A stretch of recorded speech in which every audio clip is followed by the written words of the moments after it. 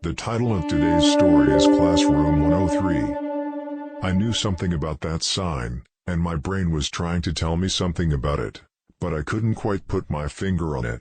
My mind was racing, trying to piece together the puzzle, but it was like trying to catch smoke. As I stood there, lost in thought, Michael said to me, "Are you scared? Are you having cold feet now?" I replied, "Shut up," and I pushed on. Now I think I shouldn't have listened to him. We want you to be a part of our journey, so please subscribe and hit the like button to stay updated on our latest content. Also, if you have any real or fictional horror stories that you would like to share, please leave a comment below or on our Reddit forum, which you can find in the description box. And if you would like to get credit for your story, just let us know how you would like to be credited. So, join us in this terrifying journey and subscribe now. Welcome to the family, son. As a seasoned security guard with years of experience under my belt, I thought I had seen it all. From catching drug dealers to chasing away homeless thieves, I had faced my fair share of challenges on the job. But nothing could have prepared me for the spine-chilling events that occurred on my last night as a security guard at the school. It was a night that not only changed the course of my career, but also left a permanent mark on my mind and soul. The memory of that night still haunts me to this day, causing me to leave that job forever, and now I work at a small grocery store. But the memory of that night still lingers, and I can't help but wonder what could have been. As I settled into my usual routine on the night shift, a new colleague by the name of Michael joined me. Fresh out of college, he had been assigned to work with me for just a few days. Despite his eagerness to be there, I couldn't shake off the feeling of apathy as I went about my duties, completing them with mechanical precision. Michael, on the other hand, seemed to be full of energy and enthusiasm, but I couldn't help but feel a sense of detachment as I watched him adjust to his new surroundings. As the long and tedious night shift dragged on, Michael and I meticulously made our rounds, scouring every nook and cranny of the building for any signs of security breaches. We chatted idly about our lives and families, trying to pass the time, but as the clock struck 3 a.m. and we still had 3 more grueling hours left on our shift, Michael grew increasingly restless and decided to take a walk to clear his mind.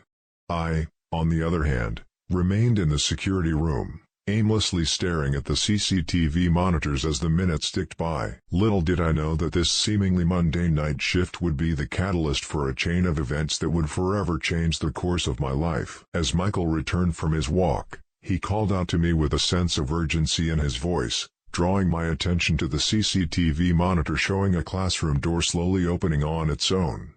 Michael, visibly shaken, hesitated before finally telling me that it was my turn to investigate. My heart racing, I tried to brush it off as just the wind or some other mundane cause, but deep down, I made my way, getting ready to leave the security room towards the door, unsure of what I would find on the other side. Feeling confident in my experience and not wanting to show fear, I grabbed my walkie-talkie and flashlight and set off to investigate the mysterious opening door. As I started walking towards the direction of the classroom, the dark, empty school hallway loomed before me like a gaping maw. The eerie silence was only broken by the sound of my own footsteps, each one echoing like a hammer blow in my ears. I kept telling myself that it was just a draft or a malfunctioning door, but deep down, I knew something was off. My gut twisted with a sense of impending doom. The dim light of the flashlight barely illuminated the path in front of me, casting long shadows on the walls. The musty smell of the old school and the creaking floorboards added to the eerie atmosphere. The classroom was caught far from the security room, and I had to ask Michael for directions. As I got closer and closer to the classroom, something caught my eye. It was a sign that I hadn't paid attention to at first.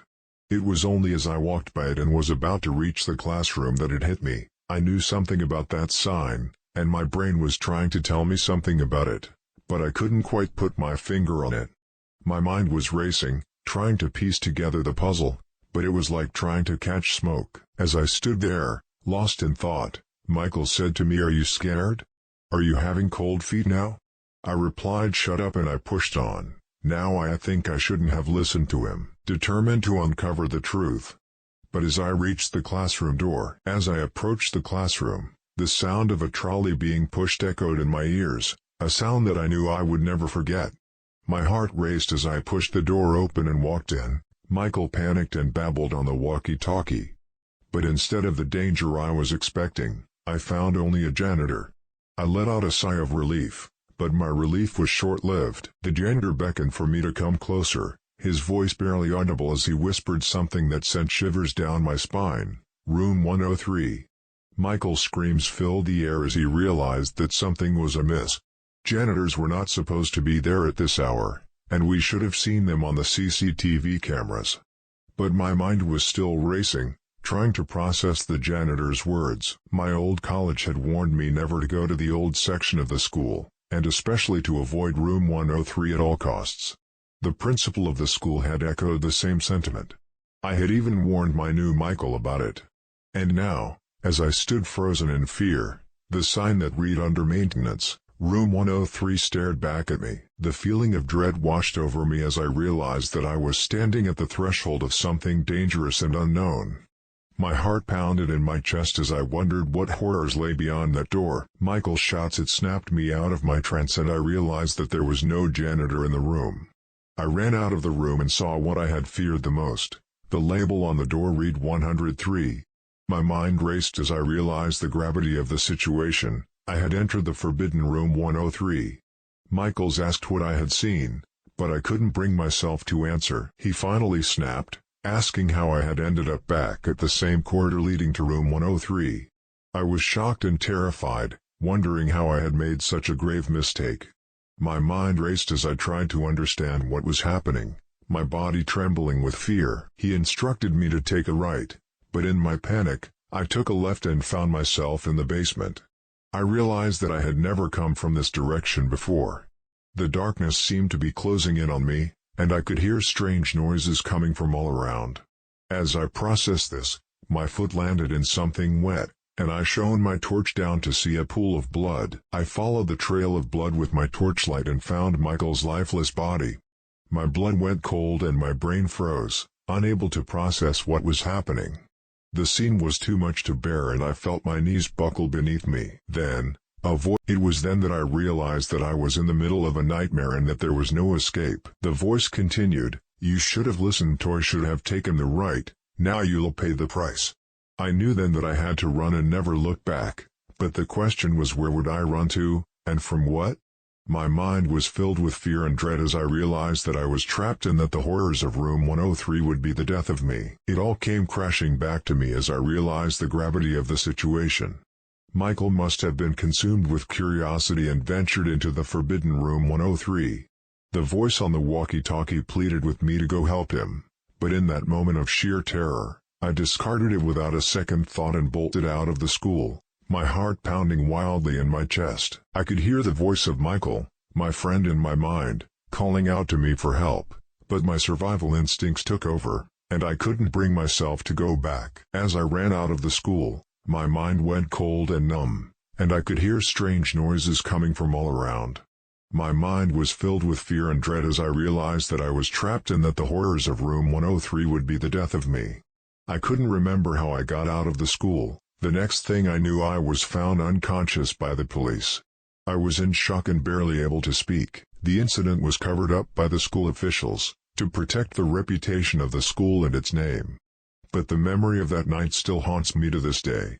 Despite the police's tireless efforts to investigate the case and find the culprit, they could find no evidence linking me to the crime. The school officials tried to silence me and make me sign a confidentiality agreement to keep me quiet. But the memories of that night still linger in my mind. The sound of the trolley pushing, the janitor cleaning, the blood. I now work at a small grocery store, but the memories of that night follow me everywhere.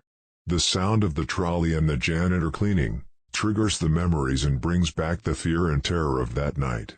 The guilt and the weight of what happened that night still haunts me, and I know that it will be with me for the rest of my life. Thank you for watching the story. Don't forget to subscribe and hit the notification bell so you never miss a new upload. If you're feeling brave enough, leave a comment and let us know which story was the most frightening for you. And if you have any horror stories of your own that you'd like to share, we'd love to hear them.